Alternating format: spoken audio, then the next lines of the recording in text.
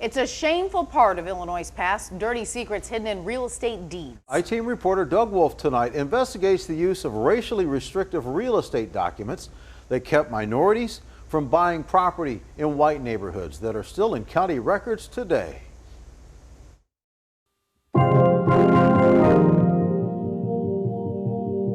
Quiet, peaceful, residential neighborhoods, hiding dirty secrets of a racist past. Can't sell or lease. Unless they're white. Correct.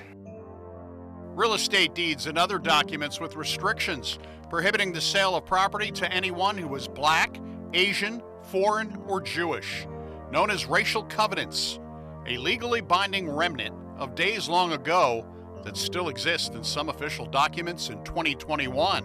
It's not just Champaign County, this is an everywhere problem. With the help of county recorders in Macon, Champaign, and Sangamon counties, we found restrictive racial covenants buried, hidden away in county records dating back 70 years, dirty deeds and real estate records. Although no longer legally enforceable, they are evidence of Central Illinois' racist past, when bankers, real estate agents, lawyers, and the government actively sought to benefit white property owners at the expense of all others, mostly black people. June Chappelle's family moved from the South to Springfield, the one-time home of Abraham Lincoln, looking for a better life and better housing. When they got there, they were, met with the shock of another form of racism.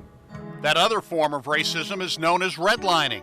Maps of cities were drawn showing 4 different colors: green for the low-risk white neighborhoods and red for what were considered high-risk minority neighborhoods.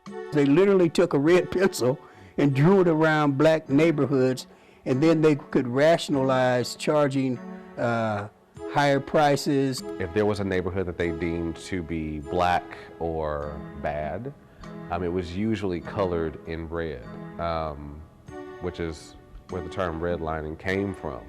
Loans, higher interest rates to be in black neighborhoods. We found, using internet searches, redlining maps from the 1930s for both Sangamon and Macon counties.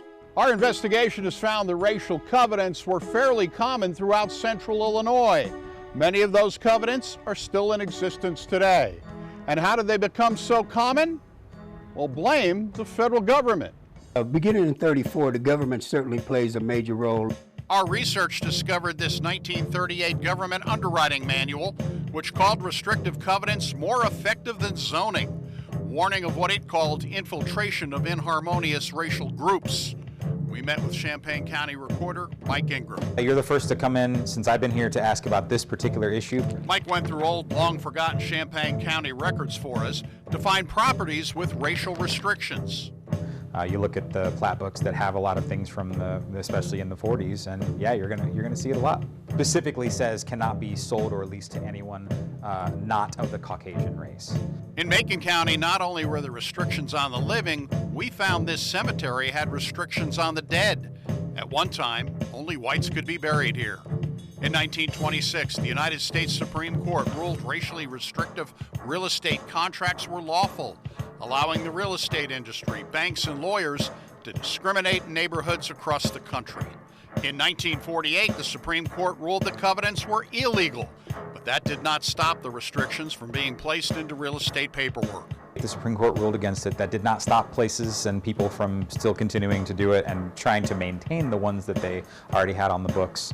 There's always a morphine and a transformation into a newer form of racial oppression. Sundiata Kaita Jua teaches African American Studies and U.S. History at the University of Illinois. Growing up in Decatur, he found discrimination extended beyond redlining. I was 12 in '65, and we still had to go to the balcony at the Lincoln Theater in Decatur. At the Rogers Theater in Decatur, he couldn't even get in the door. We can't sell you a ticket, and I didn't comprehend. I'm that young, right? And they said, no, we won't let black people in. The distrust whites had for blacks even carried into this century.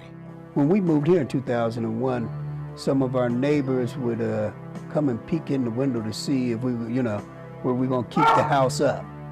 We're gonna let it, lower the property values. as a product of redlining as well.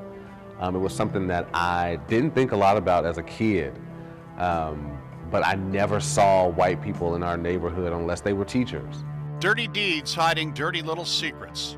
For the I-Team in Champaign, Doug Wolfe, WAND News. Interesting. While many racial covenants are still on the books, there is a move underway to help property owners remove them. That story tomorrow night, right here on WAND News at 10.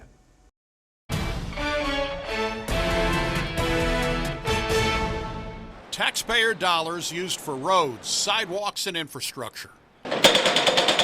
In Shelby County, questions as to how those tax dollars are being spent. There needs to be a thorough criminal investigation on this operation.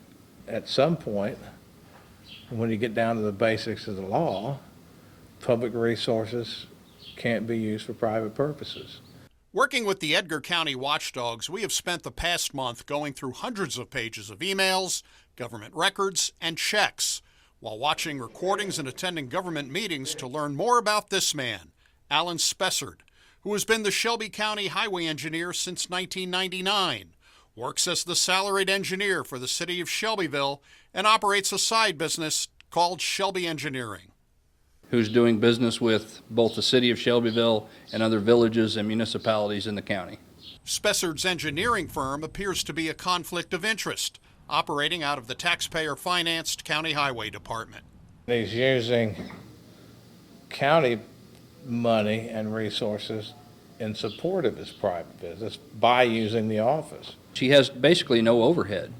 He's got no building expense, there's no storefront, no property tax to worry about, no insurance to worry about.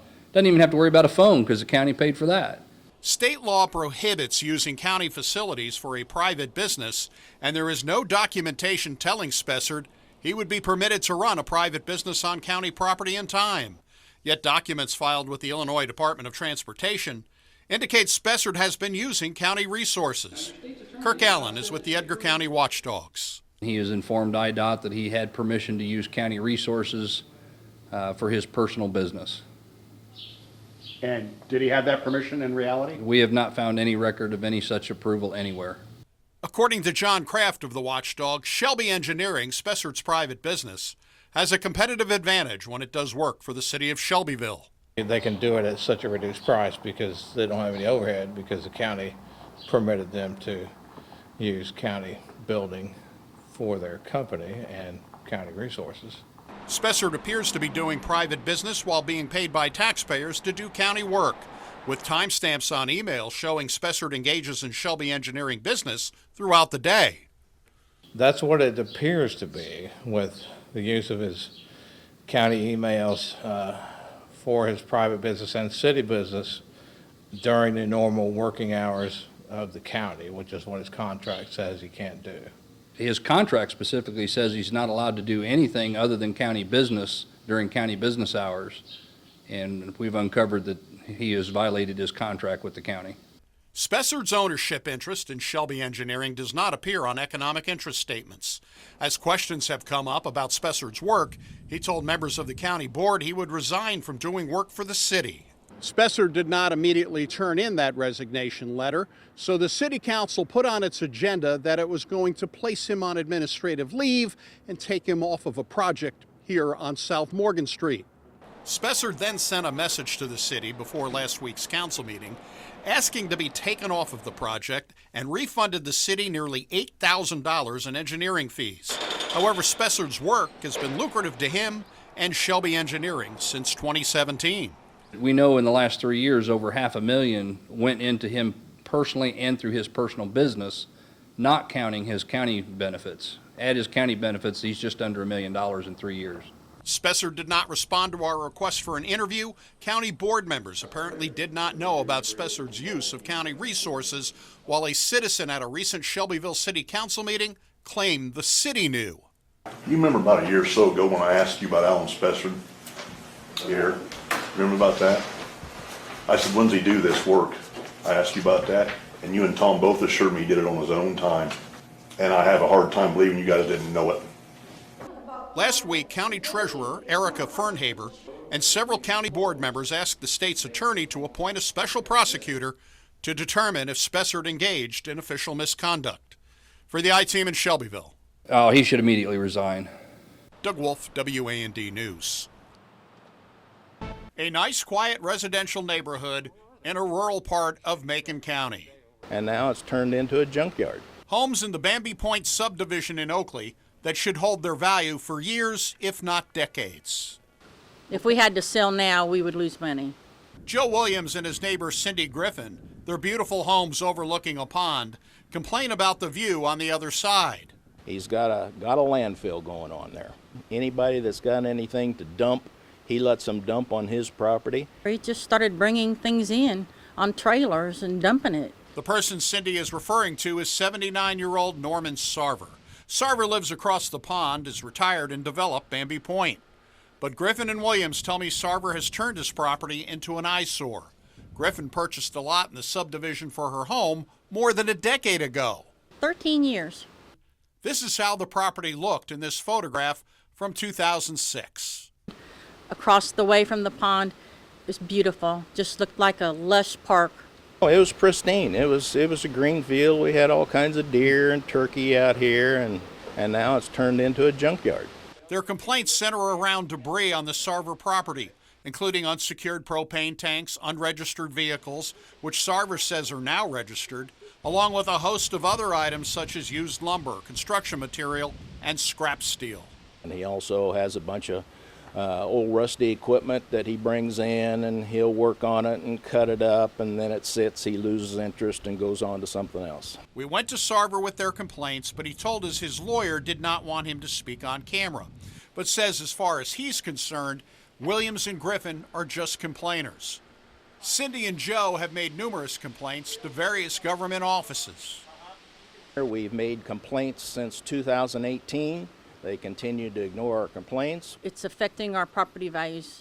I know it is. I want it cleaned up. I just want it turned back to what it was, so our property is worth something out here. Right now, if we had to sell this property, we would take severe losses.